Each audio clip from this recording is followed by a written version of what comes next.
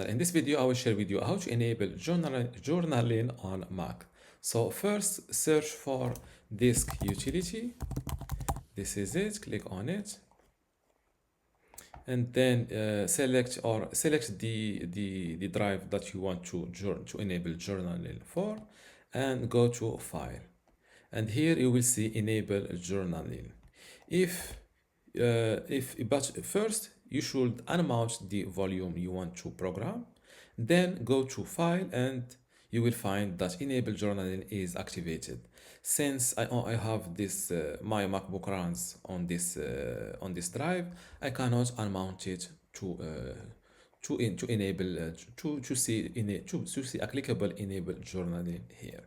Another option, if you did this and you still see it grayed, in the option if the option is hidden, hold down the option key on your keyboard while clicking the file menu like this.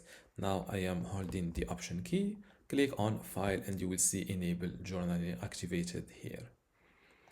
And by default, journaling is generally enabled by default on modern Mac OS systems, and it is supported on HFS Plus Mac OS extended formatted drives.